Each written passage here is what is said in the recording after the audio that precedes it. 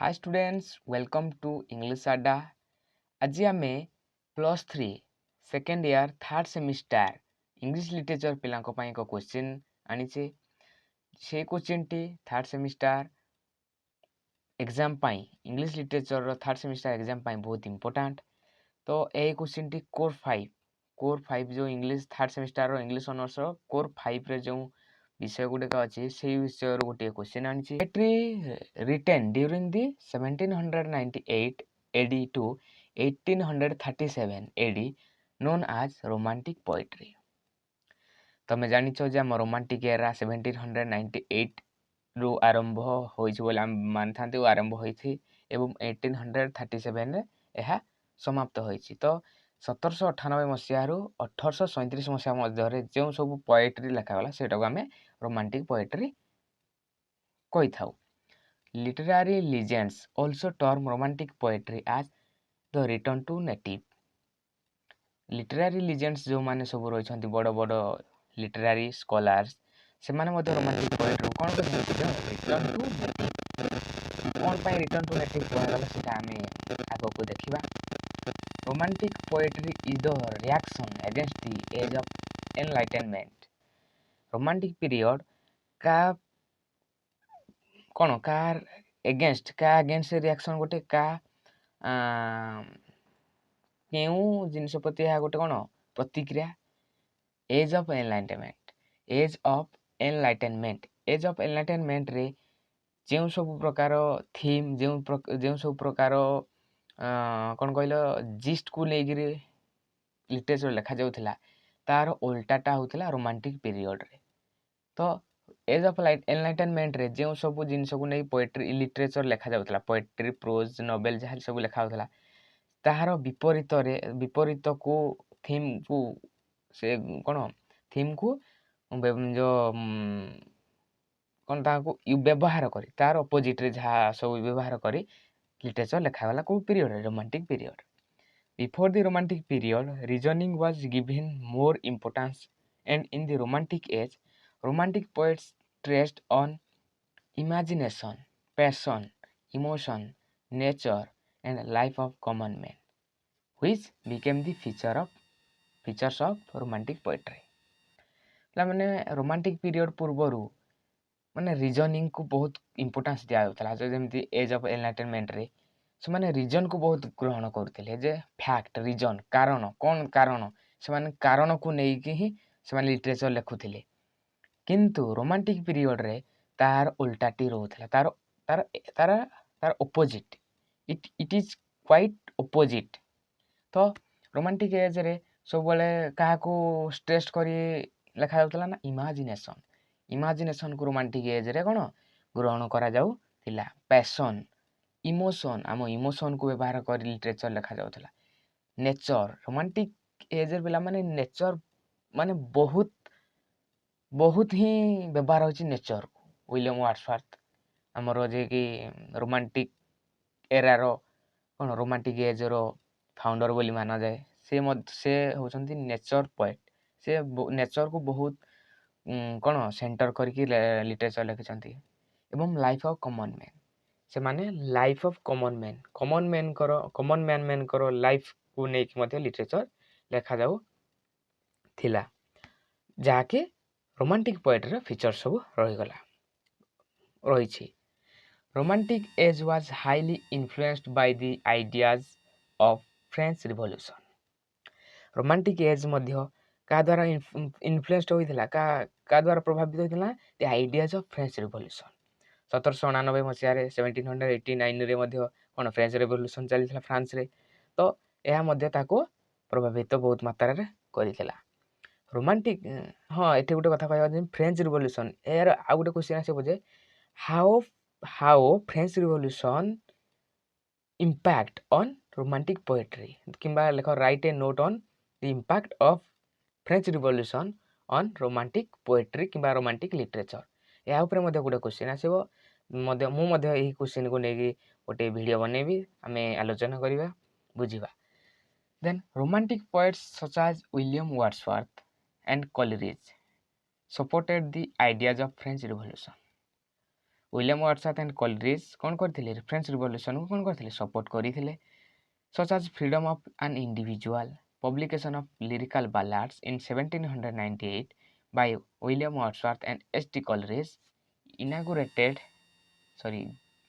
or gave birth to romanticism in the history of English literature. ନା ଯେଉଁ ଆମ William ୱାର୍ଡସୱାର୍ଥ ଏବଂ କିଏ S.T. କଲରିଜ୍ ସେମାନେ ଫ୍ରେଞ୍ଚ ରିଭଲ୍ୟୁସନକୁ କ'ଣ ସପୋର୍ଟ କରୁଥିଲେ ଏଥିପାଇଁ କି ଯେ ଫ୍ରେଞ୍ଚ ରିଭଲ୍ୟୁସନ୍ ଦ୍ୱାରା ଆମେ ମାନେ ଇଣ୍ଡିଭିଜୁଆଲ୍ ମାନଙ୍କର ଗୋଟେ ପ୍ରତ୍ୟେକ ଇଣ୍ଡିଭିଜୁଆଲଙ୍କର କ'ଣ ଫ୍ରିଡ଼ମ୍ ମିଳିଗଲା ଯେହେତୁ ସେ ସମୟରେ ଫ୍ରିଡ଼ମ୍ ମିଳୁନଥିଲା ତ ଫ୍ରେଞ୍ଚ ରିଭଲ୍ୟୁସନ୍ ଦ୍ୱାରା ଫ୍ରାନ୍ସ କ'ଣ ମୋନାର୍କିରୁ ବାହାରକୁ ଆସିଲା ସେ କ'ଣ ଇଣ୍ଡିପେଣ୍ଡେଣ୍ଟ ହେଲା ତ ସେ ସମୟରେ ଇଣ୍ଡିଭିଜୁଆଲ୍ ମାନେ ଫ୍ରିଡ଼ମ୍ ହୋଇପାରିଲେ ତ ସେମାନେ କ'ଣ କଲରିଜ୍ ଆଣ୍ଡ ୱାର୍ଡସୱାର୍ଥ ତାଙ୍କୁ ସପୋର୍ଟ କରୁଥିଲେ ଏବଂ ୱିଲିୟମ୍ ୱାର୍ଡସୱାର୍ଥ ଆଣ୍ଡ S.T. କଲରିଜ୍ଙ୍କର କ'ଣ ଲିରିକାଲ୍ ବାଲାଡ୍ସ ଯେଉଁଟା କ'ଣ 1798ରେ କ'ଣ ସେମାନେ ଲେଖିଥିଲେ ସେଇଟାର ପବ୍ଲିକେସନ୍ ରୋମାଣ୍ଟିସିଜିମ୍ ବା ରୋମାଣ୍ଟିକ୍ ଏରାକୁ ଆରମ୍ଭ କରିଥିଲା romantic poetry eat has no specific association with love romantic poetry ଆମେ ମନରେ ଆସେ ତ ରୋମାଣ୍ଟିକ୍ କହିଲେ ଆମେ ରୋମାନ୍ସ ଲଭ୍ ପିଲାମାନେ ରୋମାଣ୍ଟିକ୍ ପୋଏଟ୍ରିର ଅର୍ଥ ତାହା ନୁହେଁ ଇଟ୍ has no specific association with love it is associated with feeling or emotion ଏହା କେବଳ ଫିଲିଂ ଏବଂ ଇମୋସନ୍ ସହିତ କ'ଣ ଆସୋସିଏଟେଡ୍ ଆମେ ଯେମିତି ଫିଲ୍ମରେ ଦେଖୁଛନ୍ତି ରୋମାନ୍ସ ସେଇ ରୋମାନ୍ସ ନୁହେଁ ଏଇଟା କ'ଣ ୱିଥ୍ ଫିଲିଂ ଆମ feeling emotions in particular with the feelings and emotions related to nature or art but not what we call romantic love particularly ଏଇ ଫିଲିଂ ଆଉ ଇମୋସନ୍ କାହା ସହିତ ରିଲେଟ୍ ଥିଲା ନା ନେଚର କିମ୍ବା ଆର୍ଟ ଆମ ପ୍ରାୟତଃ ନେଚର କିମ୍ବା ଆର୍ଟ ସହିତ ସେମାନେ କ'ଣ ଥିଲେ ରିଲେଟ୍ ଥିଲେ ଯାହାକୁ ରୋମାଣ୍ଟିକ୍ ପୋଏଟ୍ରି ମଧ୍ୟ କୁହାଯାଏ ହେଲା ଆମେ ଯେଉଁ ରୋମାନ୍ସ ଭାବୁଛନ୍ତି ଫିଲ୍ମ ଆମେ ଦେଖୁଛନ୍ତି ସେ ରୋମାନ୍ସ ନୁହେଁ ତାପରେ ଆମେ ଦେଖିବା ଏବେ ଫିଚର୍ସ ଅଫ୍ ରୋମାଣ୍ଟିକ୍ ପୋଏଟ୍ରି ପ୍ରଥମେ ରହିଛି reaction against the neoclassicism The beginning of romantic poetry was the movement against the neoclassical poetry. Neoclassical poetry was the product of intellect and reason, while the romantic poetry is more the product of emotion. So, romantic poetry contrasts with neoclassical poetry. तो प्रथम features रहा romantic poetry जे है कौन नियोक्लासिज्म विरुद्ध रे reaction तो neoclassical poetry जोटा को आम एज ऑफ एनलाइटेनमेंट जुगरे लिखा जाउथला से माने क्लासिकल पोएट्री गुडा नियोक्लासिकल पोएट्री माने से माने क्लासिकल लोक को माने फॉलो करूथिले एवं तांको पोएट्री रे कोन थिला से माने इंटेलेक्ट और रीजन को केंद्र करी पोएट्री लिखुथिले किंतु रोमांटिक पोएट्री सब बेले गोटे इमोशन पैशन फिलिंग को नहीं रचना करा जाउथिला बी रे रहिला emotion was key to romantic poetry abounds in emotion romantic poetry emotion द्वारा कोन अबाउंड्स थिला the romantic poets stressed on expressing subjective emotion and it is usually the poet's personal experience that take the form of poetry romantic poet सब बेले कौन ना subjective emotion को से माने स्ट्रेस करुथिले से माने इमोशन को एक्सप्रेस करुथिले एवं निज पर्सनल एक्सपीरियंस को मध्य से माने शेयर करुथिले का माध्यम रे पोएट्री माध्यम रे निज पर्सनल इमोशन निज पर्सनल एक्सपीरियंस सेटा जहाँ अनुभव करुथिले से निजे ताको पर्सनल एक्सपीरियंस को से माने कोन एक्सप्रेस करुथिले in the form of poetry तापर एटा देछि गोटे उदाहरण जेमती डैफोडिल्स कोन a poem by William Wordsworth that describes the beauty of a stretch beautiful flowers daffodils गोटे फ्लावर्स तुम जानि थबो तो एथरे से तांको कोन गोटे beauty of a stretch beautiful flower कोन डिस्क्राइब हेछि जाको कोन विलियम वर्ड्सवर्थ निजे कोन फीलिंग करिसंती निजे देखिसंती तांको एक्सपीरियंस रु सेटा लिखिसंती The romantic poets express emotions of a wide variety through their poems. Romantic poets सेमानकर इमोशन को କ'ଣ ଗୋଟେ ମାନେ ପୋଏମ୍ ଦ୍ୱାରା ବିସ୍ତୃତ ଭାବରେ ବର୍ଣ୍ଣନା କରୁଥିଲେ। Something that was completely absent during the new classical poetry, ଯେଉଁଟାକି କ'ଣ ନିଓ କ୍ଲାସିକାଲ ପୋଏଟ୍ରିରେ ନଥିଲା। ନିଓ କ୍ଲାସିକାଲ ପୋଏଟ୍ରିରେ କ'ଣ ଥିଲା, ସବୁବେଳେ ସେମାନେ ରିଜନକୁ ସେଣ୍ଟର କରୁଥିଲେ, ଇଣ୍ଟେଲେକ୍ଟକୁ କ'ଣ ସେଣ୍ଟର କରୁଥିଲେ, ଫ୍ୟାକ୍ଟକୁ ସେମାନେ କ'ଣ ସେଣ୍ଟର କରି ପୋଏଟ୍ରି ଲେଖୁଥିଲେ। ତ ତାଙ୍କ ପୋଏଟ୍ରିରେ ଇମୋସନ୍, ଫିଲିଙ୍ଗସ୍, ପ୍ୟାସନ୍ ଏଗୁଡ଼ାକ ସବୁ ନଥିଲା। ତାପରେ ନେକ୍ସଟ ଦେଖିବା, ନେକ୍ସଟ ଅଛି ଇମାଜିନେସନ୍। ନେକ୍ସଟ ରହିଲା imagination. Imagination was prominent in romantic poetry. Romantic ପୋଏଟ୍ରିରେ ଇମାଜିନେସନ୍ ଥିଲା ଗୋଟେ କ'ଣ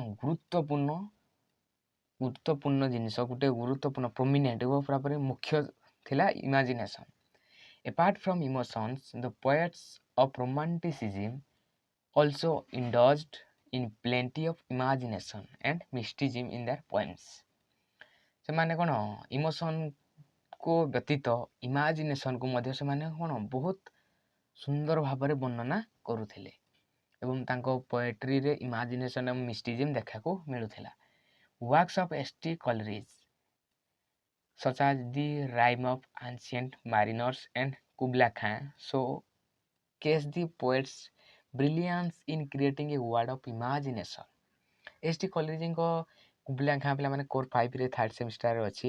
ତ କୁବଲା ଖାଁ ଗୋଟେ କ'ଣ ତାଙ୍କ ଗୋଟେ ପୋଏମ୍ ଯେଉଁଟାରେ କ'ଣ ଫୁଲ୍ ଅଫ୍ ଇମାଜିନେସନ୍, ସେଠାରେ ସେ ଫୁଲ୍ ଅଫ୍ ଇମାଜିନେସନ୍ ସେ କହିଛନ୍ତି। ସେ ଗୋଟେ ସ୍ୱପ୍ନ ଦେଖିଦେଲେ, ସ୍ୱପ୍ନରେ ସେ କୁବଲା ଖାଁଙ୍କ ଗୋଟେ ତାଙ୍କ ରାଜପ୍ରସାଦ, ତାଙ୍କର ସବୁ ରହିଛି ପ୍ରସାଦ, ସେମିତି ରାଜ ଭୋଗ କେମିତି କ'ଣ ଉପଭୋଗ କରୁଛନ୍ତି, ରାଜକୀୟ ଷ୍ଟାଇଲରେ ରହୁଛନ୍ତି, ତାଙ୍କୁ ଦେଖିଦେଲେ ସ୍ୱପ୍ନରେ। ତାପରେ ସେ ଉଠିଲା ପରେ ସେଇଟାକୁ ସେ ଇମାଜିନ୍ କରି କୁବଲା ଖାଁ ଲେଖିଦେଲେ। ତ କ'ଣ ରୋମାଣ୍ଟିକ୍ ପୋଏଟ୍ରି ସବୁବେଳେ ପ୍ରାୟ romantic poetry was full of imagination. ସେମାନେ ମାନେ ପୂର୍ଣ୍ଣ ଥିଲା କ'ଣରେ, ଇମାଜିନେସନ୍ରେ ପୂର୍ଣ୍ଣ ଥିଲା। ଦେନ୍ ନେକ୍ସଟ ଦେଖିବା, ଇମାଜିନେସନ୍ ପରେ ନେକ୍ସଟ ଆସିଲା ନେଚର ପୋଏଟ୍ରି। ମୁଁ କହିଥିଲି ନେଚର ରୋମାଣ୍ଟିକ୍ ପୋଏଟ୍ରିର ମେନ୍ ସେଣ୍ଟର ରହୁଥିଲା କ'ଣ, ନେଚର। ତ nature was central of romantic poetry. Nature କ'ଣ ଥିଲା, ସେଣ୍ଟ୍ରାଲ ଥିଲା, କ'ଣ କେନ୍ଦ୍ର। ନେଚର ଥିଲା ରୋମାଣ୍ଟିକ୍ ପୋଏଟ୍ରିର କେନ୍ଦ୍ର। Another important features of romantic poetry is nature. ଏଇଟା ଜଣା ହେଲା, ନେଚର ହେଉଛି କ'ଣ ଅନ୍ୟତମ ଗୋଟେ ଫିଚର କାହାର, romantic ପୋଏଟ୍ରିର। The poets speak of different aspects of nature and put it in a new form every time. ନା ପୋଏଟ୍ କ'ଣ କରନ୍ତି, ମାନେ କବିମାନେ ଡିଫରେଣ୍ଟ ଆସ୍ପେକ୍ଟ କ'ଣ ନେଚର, ମାନେ ନେଚରର ବିଭିନ୍ନ ପ୍ରକାର ସ୍ଥିତି ଅବସ୍ଥାକୁ ନେଇଥାନ୍ତି ଏବଂ ତାଙ୍କ ପୁରା କ'ଣ ନୂଆ ଫର୍ମରେ ସେମାନେ ତାକୁ ଏକ୍ସପ୍ରେସ୍ କରିଥାନ୍ତି। Nature remains the spirit of all romantic poetry. ପ୍ରତ୍ୟେକ ପୋଏଟ୍ରିରେ ନେଚର ହିଁ ଗୋଟେ ମୁଖ୍ୟ ସ୍ପିରିଟ୍ ରହିଛି, ମୁଖ୍ୟ ଭୂମିକା ଗ୍ରହଣ କରିଥାଏ ରୋମାଣ୍ଟିକ୍ ପୋଏଟ୍ରିରେ। କିଏ, nature. William Wordsworth known as a poet of nature. ମୁଁ ଆଗରୁ କହିଥିଲି ମଧ୍ୟ ୱିଲିୟମ୍ ୱାର୍ଡସୱାର୍ଥ ହେଉଛନ୍ତି କ'ଣ a poet of nature. Next important features ରହିଲା supernaturalism. Most of the romantic poets use supernatural elements in their poetry. Supernatural poetry ମଧ୍ୟ ଯେଉଁଗୁଡ଼ାକ ମାନେ କୁହାଯାଏ ନାହିଁ, ଯେଉଁଟା ସୁପରନ୍ୟାଚୁରାଲ ଥିଙ୍ଗସ୍, ଯେଉଁଟାକି ଅଲୌକିକ, ମାନେ କିଛି ଗୋଟେ ଯେଉଁଟାକି କିଛି ଏକ୍ଜିଷ୍ଟିଂସ ପାୱାର ନାହିଁ, ଲାଇକ୍ ଭୂତ ପ୍ରେତ ଏଗୁଡ଼ାକ। ତ S.T. Coleridge is the leading romantic poet and Kubla Khan by him is full of supernatural elements. ତ S.T. କଲେରିଜଙ୍କ କୁବଲା ଖାଁରେ ମଧ୍ୟ ଇମାଜିନେସନ୍ ଅଛି, ସୁପରନ୍ୟାଚୁରାଲ ଥିଙ୍ଗସ୍ ମଧ୍ୟ ଅଛି। ସେଠାରେ ସୁପରନ୍ୟାଚୁରାଲ ଥିଙ୍ଗ ଅଛି ଯାହାକି କେବେ ସମ୍ଭବ ନୁହେଁ, କିନ୍ତୁ ସେଇଟାରେ ସମ୍ଭବ ହୋଇଯାଇଛି। ତ ସୁପରନ୍ୟାଚୁରାଲ ଥିଙ୍ଗସ୍ ମଧ୍ୟ ସେଠାରେ ରହିଛି। ଦେନ୍ ନେକ୍ସଟ ଇମ୍ପୋର୍ଟାଣ୍ଟ ଫିଚର୍ସ ରହିଲା melancholy. Melancholy deserves a prominent place in romantic poetry. ଇଏ ଗୋଟେ ଇମ୍ପୋର୍ଟାଣ୍ଟ ପ୍ଲେସ୍ ରଖିଥିଲା କି ମେଲାନକୋଲି, and is an important source of inspiration for this romantic poets. Ode to a Nightingale is a poem that is full of melancholy. ଏଥିରେ ମଧ୍ୟ melancholy use ହେଇଛି। ତ ମେଲାନକୋଲି କହିବାକୁ ଗଲେ ସାଧାରଣ ଭାବରେ ମେଲାନକୋଲିର ଅର୍ଥ ହେଉଛି ମେଲାନକୋଲି କହିଲେ ନା a feeling of sadness which last for a long time. ମତଲବ ଗୋଟେ ଦୁଃଖ ଗୋଟେ ଫିଲିଙ୍ଗ ଗୋଟେ ସ୍ୟାଡନେସ୍ର ଫିଲିଙ୍ଗ ଯାହାକି କ'ଣ ବହୁତ ଦୀର୍ଘ ଦିନ ଧରି କ'ଣ ରହିଥାଏ, ଯାହା ଲାଷ୍ଟ ମାନେ ବହୁତ ଦୀର୍ଘ ଦିନ ଧରି ରହିଥାଏ। A feeling of sadness which last for a long time. ତ ଓ ଟୁ ୱେ ନାଇଟିଙ୍ଗେଲ୍ରେ ମଧ୍ୟ ତାଙ୍କର କ'ଣ ସେ କବି ଜନ୍ କିଟ୍ସ ତାଙ୍କର ପୋଏଟ୍ ଜନ୍ କିଟ୍ସ ତାଙ୍କର ଫିଲିଙ୍ଗ ଅଫ୍ ସ୍ୟାଡନେସ୍ ତାଙ୍କ ସ୍ୟାଡନେସ୍କୁ ସେ କ'ଣ ଏକ୍ସପ୍ରେସ୍ କରିଛନ୍ତି, ଯାହାକି ବହୁତ ଲଙ୍ଗ୍ ଟାଇମ୍ ଧରି ରହିଛି ତାଙ୍କୁ। ତ କ'ଣ ଓ ଟୁ ଏ ନାଇଟିଙ୍ଗେଲ୍ ଗୋଟେ କ'ଣ ଆମେ ମେଲାନକୋଲି ଦେଖିବାକୁ ପଡ଼େ। ତ ରୋମାଣ୍ଟିକ୍ ପୋଏଟ୍ରିରେ କ'ଣ ରହିଥିଲା? ମେଲାନକୋଲି ରହିଥିଲା। ନେକ୍ସଟ ଇମ୍ପୋର୍ଟାଣ୍ଟ ଫିଚର୍ସ ହେଲା medievalism. Romantic poetry was attractive to nostalgia and medievalism in another important characteristic of romantic poetry. In the works of John Keats and Coleridge ହେଲା, ତ ରୋମାଣ୍ଟିକ୍ ପୋଏଟ୍ରି କହିଲେ କ'ଣ ମାନେ ଆଟ୍ରାକ୍ଟେଡ୍ ଟୁ ନଷ୍ଟାଲଜିଆ କହିଲା ମାନେ ପିଲାମାନେ ବୁଝିଲ a feeling of pleasure mixed with goodness when you think of happy times in the past. ଆମ ପିଲାମାନେ ଚାଇଲ୍ଡହୁଡ଼ର ଯେମିତି କଥାଟା ଆମେ କ'ଣ କରନ୍ତି ମନେ ପଡ଼ିଯାଏ, ଯେମିତି ମନେ ପଡ଼ିଯାଏ ସେ ସମୟରେ ଆମକୁ କ'ଣ ଲାଗେ, କିଛି ଆମକୁ ବହୁତ ଆନନ୍ଦ ଲାଗେ, କିଛି ସ୍ୟାଡନେସ୍ ମଧ୍ୟ ଆସେ, ତାମାନେ କିଛି ମାନେ ଆଖିରୁ ଲୁହ ଧରି ଆସିଲା ଭଳି ଲାଗିନଥାଏ। ତ ସେଇଟା ହେଲା କ'ଣ ନଷ୍ଟାଲଜିଆ। ତ ଏଣ୍ଡ ମିଡ଼ିଆଭିଲିଜିମ୍ କହିଲେ ମତଲବ ମିଡିଲ୍ ଏଜ୍ରେ ଯେଉଁ ସବୁ ସିଷ୍ଟମ୍ରେ ବିଲିଭ୍ କରାଯାଉଥିଲା ପ୍ରାକ୍ଟିସ୍ କ'ଣ ସେଗୁଡ଼ା ମିଡ଼ିଆଭିଲିଜିମ୍ କୁହାଯାଏ। ତ ସେଇ ସମୟରେ ଯେଉଁ ସବୁ ପ୍ରାକ୍ଟିସ୍ ଯେଉଁ ସବୁ ସିଷ୍ଟମ୍ ଥିଲା ସେଇଟା କ'ଣ ଥିଲା ରୋମାଣ୍ଟିକ୍ ପୋଏଟ୍ରିର କ୍ୟାରେକ୍ଟରିଷ୍ଟିକ୍ସ ଥିଲା। ଏବଂ ଏହା ଜନ୍ କିଟ୍ସ ଆଣ୍ଡ କ'ଣ କଲେରିଜ୍ଙ୍କର ୱାର୍କସରେ ଦେଖିବାକୁ ମିଳେ। They were attracted to exotic remote and obscure pleasure and so they were more attracted to the middle ages than to their own age. ତ ଏମାନଙ୍କର ୱାର୍କସରେ ମିଡ଼ିଆଭିଲିଜିମ୍ ଦେଖିବାକୁ ମିଳିଥିଲା। ସେମାନେ ମିଡିଲ୍ ଏଜ୍କୁ ଫଲୋ କରୁଥିଲେ ଏବଂ ତାଙ୍କ ୱାର୍କସରେ କ'ଣ ନଷ୍ଟାଲଜିଆ ଦେଖିବାକୁ ମିଳୁଥିଲା, ଯେହେତୁ ସେମାନେ ତାଙ୍କର କ'ଣ ପ୍ରିସିଡ଼ିୟର୍ସ ବା ତାଙ୍କ ପୂର୍ବଜକୁ ମାନଙ୍କୁ ମନେ ପକାଇକି ସବୁ ମନେ ପକାଉଥିଲେ, ତାଙ୍କୁ ଟିକେ ଟିକେ ଫଲୋ କରୁଥିଲେ, ତାଙ୍କ କଥା ହିସାବରେ ସେମାନେ ଯାଉଥିଲେ। ତ ତାଙ୍କ କ୍ଷେତ୍ରରେ ମଧ୍ୟ ମିଡ଼ିଆଭିଲିଜିମ୍ ଦେଖାଯାଉଥିଲା। ଦେନ୍ ନେକ୍ସଟ ଥିଲା easily comprehensive and free verse style. ତ romantic poets use the language was very easy to understand for common man. ସେମାନେ ବହୁତ ସରଳ ଓ ସହଜ ଭାଷା ବ୍ୟବହାର କରୁଥିଲେ, ଯାହାକି ଜଣେ ସାଧାରଣ ବ୍ୟକ୍ତି ବୁଝିପାରୁଥିବ। ତାଙ୍କର ସବୁ ଯେତିକି ୱାର୍କସ୍ ରହିଲା, ଯେତିକି ପୋଏଟ୍ରି, ପ୍ରୋଜ୍, ନଭେଲ୍ସ ରହିଲା, ସବୁଗୁଡ଼ା କ'ଣ ଗୋଟେ ସାଧାରଣ ମଣିଷ ତାକୁ ପଢ଼ିଲେ ବୁଝିପାରେ। ଦେନ୍ poets rejected strict metre point.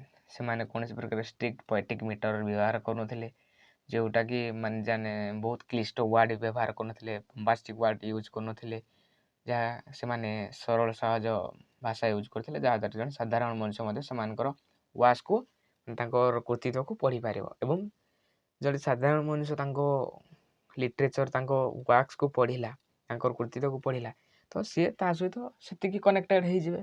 ତାଙ୍କ ଭାଷା ତାଙ୍କ ମନର କଥାକୁ ବୁଝିଲେ ସେ ସେତିକି କ'ଣ କନେକ୍ଟେଡ଼୍ ହେଇ ରହିପାରିବେ। ତାପରେ ଦେଖିବା ଆମେ ପୋଏଟ୍ସ ଅଫ୍ ରୋମାଣ୍ଟିକ୍ ପିରିୟଡ଼। ଏଇ କ୍ୱେଶ୍ଚିନ୍ରେ ମଧ୍ୟ poets of romantic period add କରାଯାଏ। ତ ପୋଏଟ୍ସ ଅଫ୍ ରୋମାଣ୍ଟିକ୍ ପିରିୟଡ଼ ଆମେ ରୋମାଣ୍ଟିକ୍ ପିରିୟଡ଼ କିଏ କିଏ ସବୁ କ'ଣ ପୋଏଟ୍ ଥିଲେ ତାଙ୍କୁ ଦେଖିବା। ତ ଇନ୍ ସର୍ଟରେ ଟିକେ ଲେଖିବା। ତ most prominent of romantic poets are William Wordsworth and S T. Coleridge. ଏମାନେ କ'ଣ ହେଲେ ପ୍ରୋମିନେଣ୍ଟ, ଏମାନେ ହେଲେ ଜନକ, ଯେହେତୁ ୱିଲିୟମ୍ ୱାର୍ଡସୱର୍ଥ ଆଣ୍ଡ ଏସ୍.ଟି. କଲେରିଜ୍ଙ୍କର ଲେଖା ଲିରିକାଲ୍ ବାଲାନ୍ସ ଦ୍ୱାରା କ'ଣ ରୋମାଣ୍ଟିକ୍ ପୋଏଟ୍ରି ଷ୍ଟାର୍ଟ ହେଇଥିଲା। ତ ଏମାନଙ୍କୁ କୁହାଯାଏ the first generation the romantic poetry. ଏମାନେ କିଏ William Wordsworth and S T. Coleridge. The most recognized names of the second generation were John Keats, P B. Shelley and Lord Byron. Then second generation ଆସିଲେ କିଏ John Keats, P B. Shelley and Lord Byrons. ତ ଏଇ 5 ଜଣ ମୁଖ୍ୟତଃ romantic ଏରାର ମୁଖ୍ୟ ମାନେ main main ମାନେ ପ୍ରୋମିନେଣ୍ଟ writer ଥିଲେ। ଏହା ସହିତ ଆଉ ଅନେକ ମଧ୍ୟ ଅଛନ୍ତି, କିନ୍ତୁ ମେନଲି ଏମାନଙ୍କୁ ହିଁ ମାନାଯାଏ ଯେ ଇଂଲିଶ ମାନେ ରୋମାଣ୍ଟିକ୍ ପୋଏଟ୍ରିର ମୁଖ୍ୟ ନାୟକ ମାନେ। ଫାର୍ଷ୍ଟ ଜେନେରେସନ୍ ରହିଲେ William Wordsworth and S T. Coleridge, second generation ରହିଲେ John Keats, P B. Shelley and Lord Byron. Then ଆମେ କନକ୍ଲୁଜନ୍ କରିବା। ତ the romantic poetry of the 19th century write subjectivity poetry. Romantic poetry କ'ଣ subjectivity ପୋଏଟ୍ରିକୁ write କରୁଥିଲେ, ମାନେ ଲେଖାଯାଉଥିଲେ subjectivity. They were guided by imagination which is a great source of creation for them. ସେମାନେ କାହା ଦ୍ୱାରା ମାନେ ଗାଇଡ଼ ହୋଇ ସବୁ ପୋଏଟ୍ରି ଲେଖୁଥିଲେ? ଦେ ୱେର୍ ଗାଇଡେଡ୍ ବାଇ ଇମାଜିନେସନ୍। ସେମାନେ ଇମାଜିନେସନ୍, ଇମୋସନ୍ସ, ଫିଲ୍, ପେସନ୍ ଦ୍ୱାରା କ'ଣ ପ୍ରଭାବିତ ହୋଇ ୱାର୍କସ୍ ଲେଖୁଥିଲେ, ପୋଏଟ୍ରି ଲେଖୁଥିଲେ। Instead of writing poetry in heroic couplet, they wrote poetry in form of ode, lyric, elegy, ballad and epic.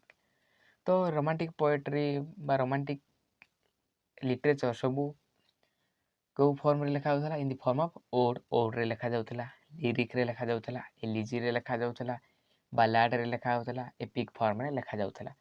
से माने कोनोसी प्रकार हीरोइक कपलेट किंबा बोम्बास्टिक वर्ड्स किंबा माने ମିଟର ଯେଉଁଗୁଡ଼ାକୁ କିଛି ମାନେ ବୁଝିପାରିବେନି ସାଧାରଣ ଲୋକ, ସେଭଳିଆ କିଛି ୟୁଜ୍ କରୁନଥିଲେ।